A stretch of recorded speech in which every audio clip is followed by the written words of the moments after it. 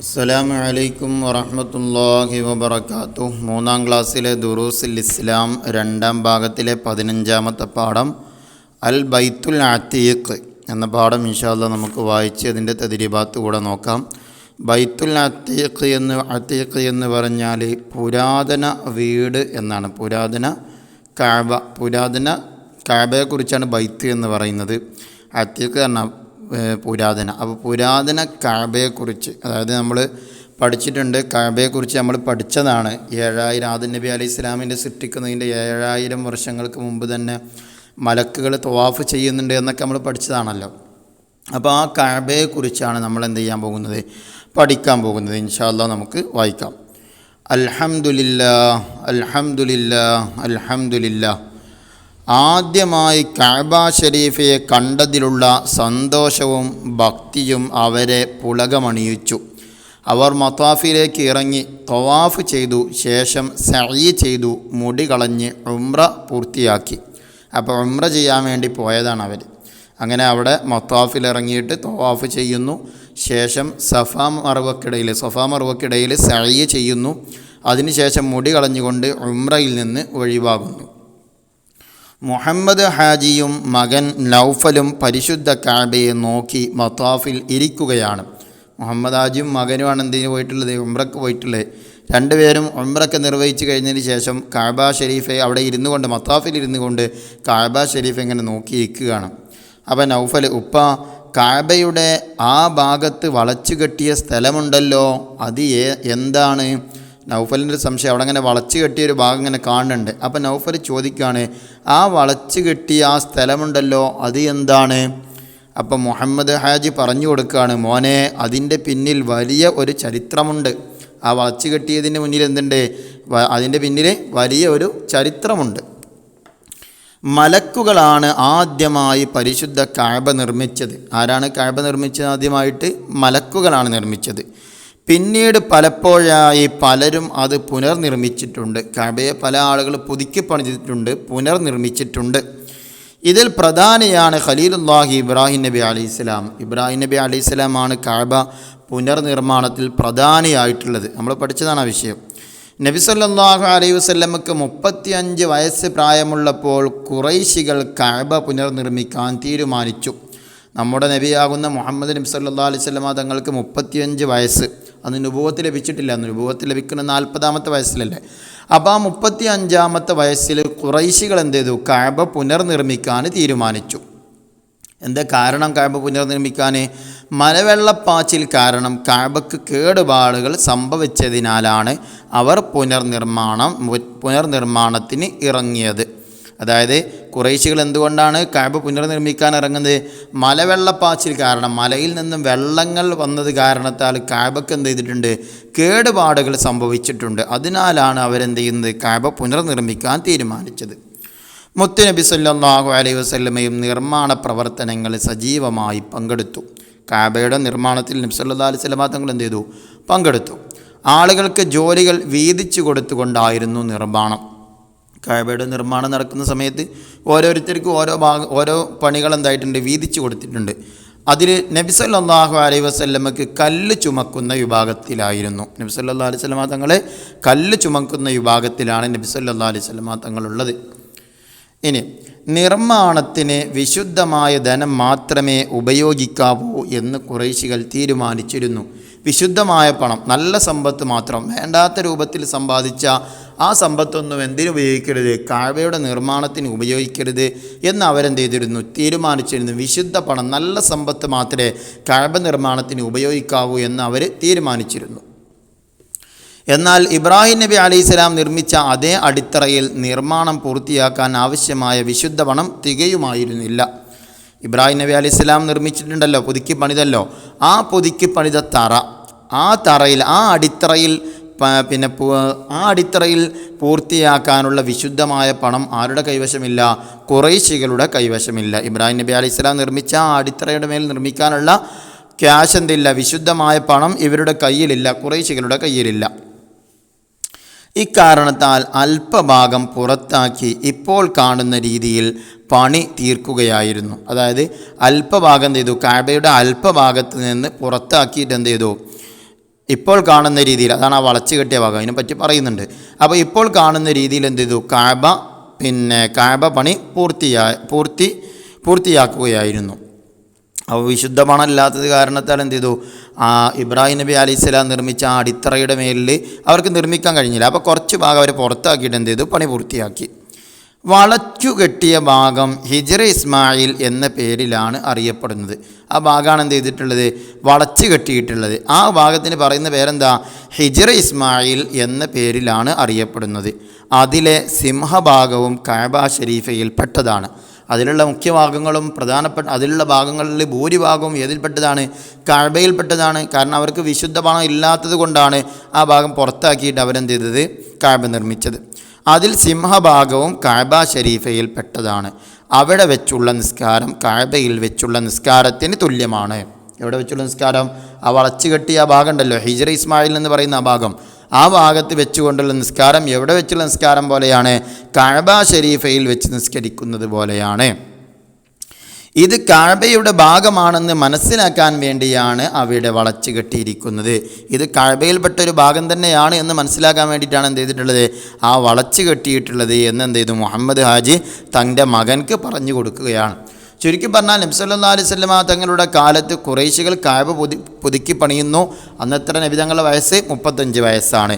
എന്തേ കഅബ പുതുക്കി പണിയാൻ കാരണം, മലവെള്ളപ്പാച്ചിൽ കാരണം കഅബ തകർന്നിരുന്നു, കേടുപാടുകൾ സംഭവിച്ചിരുന്നു. അതാണ് കഅബയെ പുതുക്കി പണിയാനുള്ള കാരണം. ഓരോരുത്തർക്കും വ്യത്യസ്തമായ ജോലികളായിരുന്നു. അതിൽ നബി സല്ലല്ലാഹു അലൈഹി വസല്ലമ തങ്ങളുടെ ജോലി എന്താ, കല്ല് ചുമക്കലായിരുന്നു. എന്നാൽ ഖുറൈശികൾ പുനർനിർമ്മാണത്തിന് എന്ത് പണം മാത്രമേ ഉപയോഗിക്കാവൂ എന്ന് പറഞ്ഞിരുന്നു, വിശുദ്ധമായ പണം മാത്രമേ ഉപയോഗിക്കാവൂ എന്ന് തീരുമാനിച്ചിരുന്നു. എന്നാൽ അവർക്ക് ഇബ്രാഹിം നബി അലൈഹിസ്സലാം നിർമ്മിച്ച അടിത്തറയിൽ നിർമ്മിക്കാനുള്ള വിശുദ്ധമായ പണം അവരുടെ കൈവശമില്ലായിരുന്നു. അങ്ങനെ അവരെന്ത് ചെയ്തു, കഅബയുടെ കുറച്ച് ഭാഗം പുറത്താക്കിക്കൊണ്ട് അവിടെ വളച്ചു കെട്ടിക്കൊണ്ട് കഅബയുടെ പുനർനിർമ്മാണം പൂർത്തിയാക്കി. ആ വളച്ചു കെട്ടിയ ഭാഗത്തിന് പറയുന്ന പേരാണെന്ത്, ഹിജ്റ ഇസ്മായിൽ എന്ന് പറയുന്നത്. അത് ഏതിൽപ്പെട്ടതാണ്, കഅബയിൽപ്പെട്ടത് തന്നെയാണ്. അവിടെ വെച്ചുള്ള നിസ്കാരം ഏതിൽ വെച്ച് നിസ്കരിക്കുന്നത് പോലെയാണ്, കഅബയിൽ വെച്ച് നിസ്കരിക്കുന്നത് പോലെയാണ്. ഇനി പുനർനിർമ്മാണ സന്ദർഭത്തിൽ പല സംഭവങ്ങളും ഉണ്ടായി. പുനർനിർമ്മാണം നടക്കുന്ന സമയത്ത് പല സംഭവങ്ങളും ഉണ്ടായിട്ടുണ്ട്. അതിൽ ഏറ്റവും പ്രധാനപ്പെട്ടത് അൽ ഹജറുൽ അസ്വദ് യഥാസ്ഥാനത്ത് വെക്കലായിരുന്നു. ഹജറുൽ അസ്വദ് യഥാസ്ഥാനത്ത് വെക്കലായിരുന്നു അവിടെ ഉണ്ടായിരുന്ന പ്രധാനപ്പെട്ട പ്രശ്നം. സ്വർഗത്തിൽ നിന്ന് ഇറക്കപ്പെട്ട കല്ലാണ് ഏത്, ഹജറുൽ അസ്വദ് എന്ന് പറയുന്നത്. കഅബയുടെ തെക്കു കിഴക്ക് മൂലയിലാണ് ആ കല്ല് സ്ഥിതി ചെയ്യുന്നത്. അപ്പോൾ അത് വെക്കുന്ന വിഷയത്തിലാണ് അവിടെ തർക്കമുണ്ടായത്. ആരാണ് കല്ല് വെക്കേണ്ടത് എന്ന കാര്യത്തിൽ ഗോത്രക്കാർക്കിടയിൽ തർക്കം ഉടലെടുത്തു. ശണ്ടമൂത്തു. അവർ തമ്മിൽ പ്രശ്നങ്ങളായി, വഴക്കുണ്ടായി. യുദ്ധത്തിൻ്റെ വക്കോളമെത്തി. ശണ്ടമൂത്ത് ഏതുവരെ എത്തി, യുദ്ധത്തിൻ്റെ വക്കോളമെത്തി അവർ.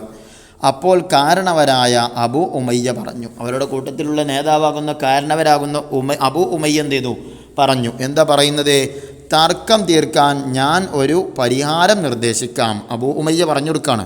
ആരാണ് അവരുടെ നേതാവ്, അവരുടെ കാരണവരാരാ, അബൂ ഉമയ്യ. ആ അബൂ ഉമയ്യ പറയാണ്, ബനൂ ശൈബ വാതിലൂടെ ആദ്യം കടന്നു വരുന്നയാളെ നമുക്ക് വിധികർത്താവാക്കാം. ആരെ, ബനൂ ശൈബ വാതിലിലൂടെ. ഏത് വാതിലാണ്, ബനൂ ശൈബ വാതിലിലൂടെ ആദ്യം കടന്നു വരുന്ന ആളെ നമുക്ക് ആരാക്കാം, വിധികർത്താവാക്കാം. ഈ നിർദ്ദേശം എല്ലാവരും അംഗീകരിച്ചു. അവർ ആകാംക്ഷയോടെ കാത്തിനിന്നു. അതാ വരുന്നു അൽ അമീൻ. എല്ലാവർക്കും സന്തോഷമായി. അവർ ഒന്നിച്ച് പറഞ്ഞു, ഇതാ അൽ അമീൻ, ഞങ്ങൾക്ക് തൃപ്തിയായി. അങ്ങനെ നബി സല്ലല്ലാഹു അലൈഹി വസല്ലമ അവരുടെ കണ്ണിലുണ്ണിയായിരുന്നു. എല്ലാവർക്കും വിശ്വസ്തനായിരുന്നു. വിലപിടിച്ച വസ്തുക്കൾ സൂക്ഷിക്കാൻ അവർ ഏൽപ്പിച്ചിരുന്നത് നബി സല്ലല്ലാഹു അലൈഹി വസല്ലമ തങ്ങളെയായിരുന്നു. അപ്പോൾ എല്ലാ നിലക്കും അവർക്കെന്താണ്, നബി സല്ലല്ലാഹു അലൈഹി വസല്ലമ തങ്ങൾ അംഗീകാരമുള്ള ആളാണ്. അവർക്കെന്താ, നല്ല വിശ്വാസമുള്ള ആളാണ് നബി സല്ലല്ലാഹു അലൈഹി വസല്ലമ തങ്ങളെ. അത്രയ്ക്കും വിശ്വാസമുള്ള ആളായതുകൊണ്ട് നബി സല്ലല്ലാഹു അലൈഹി വസല്ലമ തങ്ങൾ കടന്നു വന്നത് അവർക്ക് വലിയ സന്തോഷമായി. അങ്ങനെ പ്രശ്നം കേട്ട് മനസ്സിലാക്കിയ നബി സല്ലല്ലാഹു അലൈഹി വസല്ലമ അവിടുത്തെ തട്ടം നിലത്ത് വിരിച്ചു. നബി സല്ലല്ലാഹു അലൈഹി വസല്ലമ തങ്ങൾ അവരുടെ പ്രശ്നങ്ങളൊക്കെ മനസ്സിലാക്കി. എന്നിട്ട് എന്ത് ചെയ്തു, അവിടുത്തെ തട്ടം നിലത്ത് വിരിച്ചു. എന്നിട്ടോ അൽ ഹജറുൽ അസ്വദ് അതിൽ എടുത്തു വെച്ചു. തട്ടം വിരിച്ചിട്ട് അതിലേക്ക് അൽ ഹജറുൽ അസ്വദ് എടുത്തു വെച്ചു. എല്ലാ ഗോത്ര നേതാക്കളോടും തട്ടത്തിൻ്റെ അറ്റങ്ങൾ പിടിക്കാൻ പറഞ്ഞു. എല്ലാ നേതാക്കന്മാരോടും എന്ത് ചെയ്തു, ആ തട്ടത്തിൻ്റെ എല്ലാ അറ്റങ്ങൾ എന്ത് ചെയ്യാൻ പറഞ്ഞു, അവരോട് പിടിക്കാൻ പറഞ്ഞു. അങ്ങനെ എല്ലാവരും കൂടി അത് ഉയർത്തി, എല്ലാവരും കൂടെ എന്ത് ചെയ്തു, ആ ഹജറുൽ അസ്വദ് ഇരിക്കുന്ന ആ തട്ടം എന്ത് ചെയ്തു, ഉയർത്തി. നബി സല്ലല്ലാഹു അലൈഹി വസല്ലമ അവിടുത്തെ തൃക്കരം കൊണ്ട് കല്ലെടുത്ത് യഥാസ്ഥാനത്ത് സ്ഥാപിച്ചു. അതോടെ തർക്കം തീർന്നു. നബി സല്ലല്ലാഹു അലൈഹി വസല്ലമ തങ്ങൾ എന്ത് ചെയ്തു, എല്ലാവരും ആ തട്ടം വിരിച്ചിട്ട് അതിലേക്ക് ഹജറുൽ അസ്വദ് എടുത്തു വെച്ചു. എന്നിട്ട് ഗോത്ര നേതാക്കന്മാരോടൊക്കെ ആ തട്ടം പിടിച്ചുകൊണ്ടൊന്ന് എന്ത് ചെയ്യാൻ പറഞ്ഞു, പൊക്കാൻ പറഞ്ഞു. അതിനുശേഷം നബി സല്ലല്ലാഹു അലൈഹി വസല്ലമ തങ്ങൾ അവിടുത്തെ ഷറഫാക്കപ്പെട്ട കൈ കൊണ്ട് എന്ത് ചെയ്തു, ആ ഹജറുൽ അസ്വദ് അതിൻ്റെ യഥാസ്ഥാനത്ത് വെച്ചു. ഇപ്പം എന്തായി, എല്ലാ ഗോത്രക്കാർക്കും ഹജറുൽ അസ്വദ് പിന്നെ ഉയർത്തിയതിൻ്റെ ഒരു സന്തോഷവും കിട്ടി, പ്രശ്നങ്ങൾക്ക് എന്തായി, പരിഹാരവുമായി. ഒരിക്കൽ കൂടി പരിശുദ്ധ കഅബയെ നോക്കി അവർ മസ്ജിദുൽ ഹറാമിന് പുറത്തേക്ക് നടന്നു നീങ്ങി. കാനൽ അമീൻ സല്ലല്ലാഹു അലൈഹി വസല്ലമ ഹക്കമൻ ഹക്കീമ. അൽ അമീൻ യുക്തിമാനായ മധ്യസ്ഥനായിരുന്നു. അൽ അമീൻ നബി സല്ലല്ലാഹു അലൈഹി വസല്ലമ തങ്ങൾ യുക്തിമാനായ മധ്യസ്ഥനായിരുന്നു. കാര്യങ്ങളൊക്കെ വേണ്ട രൂപത്തിൽ, തർക്കങ്ങളില്ലാത്ത രൂപത്തിൽ കൈകാര്യം ചെയ്തിരുന്ന ആളാണ് ആര്, നബി സല്ലല്ലാഹു അലൈഹി വസല്ലമ തങ്ങൾ. ഇൻഷാ അല്ലാഹ് ഇനി നമുക്ക് തദ്രീബാത്ത് നോക്കാം. ഒന്നാമത്തത് നഖ്റ വ നഫ്ഹം, വായിച്ച് മനസ്സിലാക്കാനുള്ളത്. അൽ ബൈത്ത് എന്ന് പറഞ്ഞാൽ കഅബ, അൽ അതീഖ് എന്ന് പറഞ്ഞാൽ പുരാതനം, ഹക്കമുൻ വിധികർത്താവ്, യഥാസ്ഥാനം ശരിയായ സ്ഥലം, പുനർനിർമ്മാണം വീണ്ടും നിർമ്മിക്കൽ, ഷണ്ട വഴക്ക്, കണ്ണിലുണ്ണി ഏറ്റവും ഇഷ്ടപ്പെട്ട ആൾ. അങ്ങനെ സഈസ്, ഹിജ്റു ഇസ്മായിൽ, അൽ ഹജറുൽ അസ്വദ്, ഇതൊക്കെ വായിച്ചിട്ട് എന്ത് ചെയ്യുക, മനസ്സിലാക്കുക. രണ്ടാമത്തെ നുജീബ്, ഉത്തരവെഴുതാനാണ്. ഖുറൈശികൾ കഅബ പുനർനിർമ്മാണം നടത്തുമ്പോൾ നബി സല്ലല്ലാഹു അലൈഹി വസല്ലമയ്ക്ക് എത്ര വയസ്സുണ്ടായിരുന്നു? ആൻസർ 35. രണ്ട്, നിർമ്മാണ പ്രവർത്തനങ്ങളിൽ നബി സല്ലല്ലാഹു അലൈഹി വസല്ലമ ഏത് ജോലിയാണ് നിർവഹിച്ചത്? ആൻസർ, നബി സല്ലല്ലാഹു അലൈഹി വസല്ലമ കല്ല് ചുമക്കുന്ന വിഭാഗത്തിലായിരുന്നു. മൂന്നാമത്തെ, ഇബ്രാഹിം നബി അലൈഹിസ്സലാം ഉണ്ടാക്കിയ തറയിൽ പൂർണ്ണമായും ഖുറൈശികൾ കഅബ നിർമ്മിക്കാതിരുന്നത് എന്തുകൊണ്ട്? നിർമ്മാണം പൂർത്തിയാക്കാൻ ആവശ്യമായ വിശുദ്ധ പണം തികയാത്തത് കൊണ്ട്. 4, കഅബയോട് ചേർന്ന് പ്രത്യേകം വളച്ചു കെട്ടിയ സ്ഥലത്തിന് എന്താണ് പേര്? ആൻസർ, ഹിജ്റ ഇസ്മായിൽ. 5, അൽ ഹജറുൽ അസ്വദ് കഅബയുടെ ഏതു ഭാഗത്താണ്? ആൻസർ, കഅബയുടെ തെക്കു കിഴക്ക് മൂലയിൽ സ്ഥിതി ചെയ്യുന്നു. 6, പുനർനിർമ്മാണ സന്ദർഭത്തിൽ ഏത് വിഷയത്തിലാണ് ഗോത്രങ്ങൾക്കിടയിൽ തർക്കമുണ്ടായത്? ആൻസർ, അൽ ഹജർ, ഈ നയിക്കണ് അൽ ഹജറുൽ അസ്വദ് യഥാസ്ഥാനത്ത് വെക്കുന്ന വിഷയത്തിൽ. 7, തർക്കം തീർക്കാൻ അബൂ ഉമയ്യ നിർദ്ദേശിച്ച പരിഹാരമെന്ത്? ആൻസർ, ബനൂ ശൈബ വാതിലിലൂടെ ആദ്യം കടന്നു വരുന്നയാളെ നമുക്ക് വിധികർത്താവാക്കാം.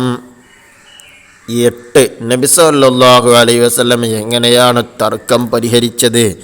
ആൻസർ, നബി സല്ലല്ലാഹു അലൈഹി വസല്ലമ അവിടുത്തെ തട്ടം നിലത്ത് വിരിച്ചു, അൽ ഹജറുൽ അസ്വദ് അതിൽ എടുത്തു വെച്ചു. എല്ലാ ഗോത്ര നേതാക്കളോടും തട്ടത്തിൻ്റെ അറ്റങ്ങൾ പിടിക്കാൻ പറഞ്ഞു.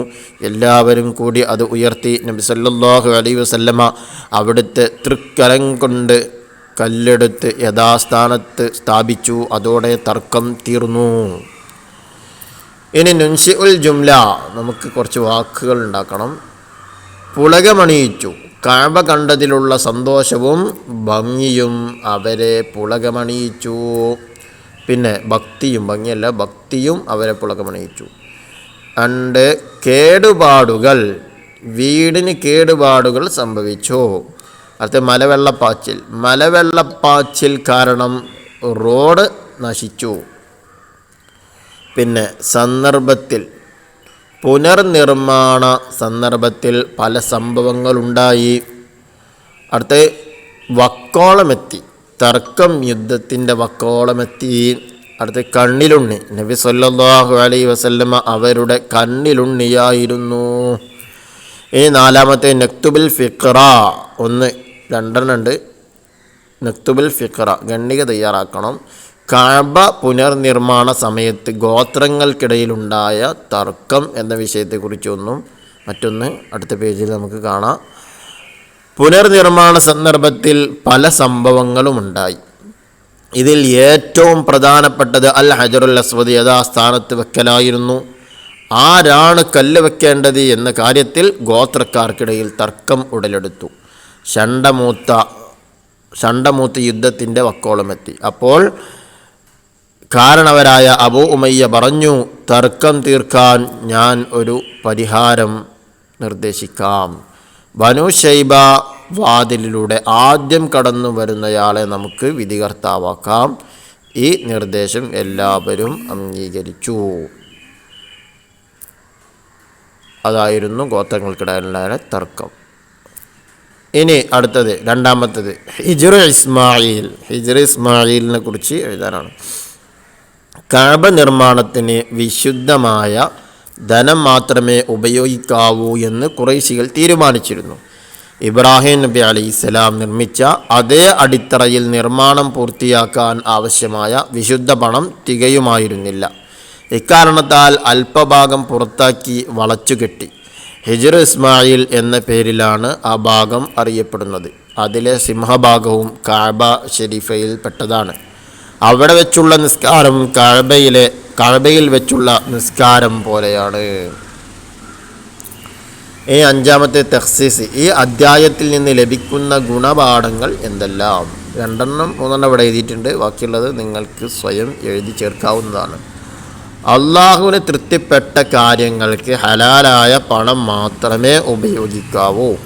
2, തർക്കമുണ്ടായാൽ സമാധാനപൂർവം പരിഹരിക്കണം. 3, യുക്തിപൂർവമായി മാത്രമേ നിർദ്ദേശങ്ങൾ നൽകാവൂ. ഇതോടെ ഈ പാഠത്തിലെ തദ്രീബാത്ത് അവസാനിച്ചു. അസ്സലാമു അലൈക്കും വറഹ്മത്തുള്ളാഹി വബറകാതുഹു.